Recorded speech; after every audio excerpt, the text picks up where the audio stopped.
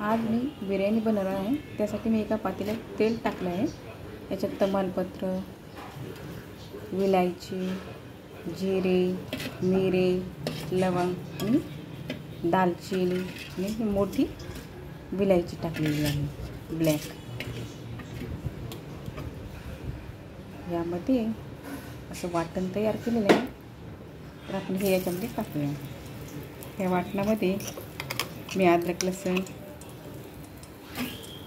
कांदा, मिरची, पुदिना, कोथिंबीर टाकून मिक्सरमधून बारीक करून घेतलेला आहे। हे आपण सर्व आता याच्यात टाकूया। ही फोडणी 10 मिनिटं मंद आचेवर व्यवस्थित अशी भाजू द्यायची। एका पातेल्यात स्वच्छ चुकून धुवून घेतलेला आहे। त्यामध्ये मीठ, हळद, गरम मसाला आणि आपण आता हिरवं वाटण केलं ना ते सर्व याच्यात 1 चमच टाकलेला आहे आणि दही ते अर्धा तास मुरवलेलं आहे। तिखट आणि गरम मसाला टाकायचा आणि हे अर्धा तास दह्यात भिजत घालायचं। हिंग टाकूया आपण आता। यामध्ये अर्धा टोमॅटो टाकणार आहे।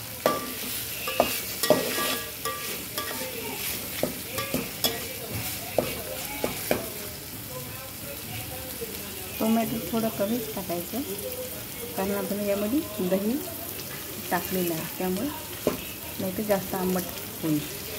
म्हणजे थोडं कमी टोमॅटो टाकायचं, म्हणजे थोडं मीठ टाकायचं। थोडं फोडणी व्यवस्थित टोमॅटो गाळ झाला की आपण या चिकन टाकून घेऊया।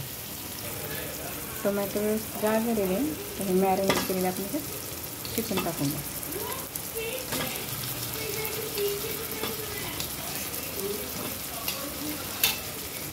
अशा प्रकारे आपण या चिकन टाकलेलं आहे। हे 10-15 मिनटं असं खाऊ द्यायची, हलवत राहायचं। या तेलातच वाफेवर चिकन हे शिजून जातं। हे अशा प्रकारे बघा, दह्यात मुरवून ना लवकर शिजतं हे चिकन। फोडणीत वास पण मस्त येते बिर्याणीच्या। हे चिकन असं याच्यात शिजलेलं आहे फोडणीमध्ये। तर आपण भिजवलेले अर्धा तास भिजवलेले आहे तांदूळ मी, ते आपण यामध्ये टाकूया। अशा प्रकारे व्यवस्थित तांदूळ भिजू द्यायचे, त्यामुळे आपली बिर्याणी व्यवस्थित लवकर शिजते, छान पण होते। मात्र ह्या जास्त हलवायचं नाही, याला एकदा मस्त असं हलवून घ्यायचं। असं शक्यतोवर गरम पाणी टाका यामध्ये। 1 ग्लास तांदूळ घेतले आहे, त्यासाठी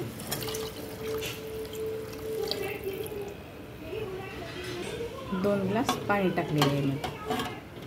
त्यामध्ये आधी मीठ टाकलेलं आहे, त्याच्यात अजून थोडं मीठ टाकलं, अर्धा चमच लिंबाचा रस टाकला। व्यवस्थित मोकळी होती बिर्याणी लिंबाचा रस यामध्ये टाकल्यावर।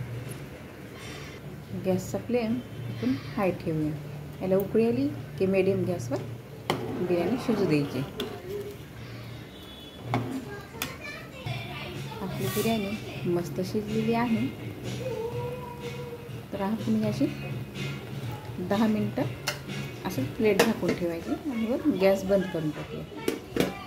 मस्त अजून व्यवस्थित मोकळी होईल बिर्याणी। अशा प्रकारे आपली बिर्याणी तयार झाली आहे।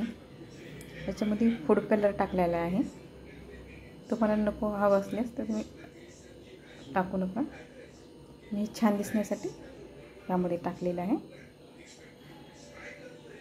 थोडं किंचित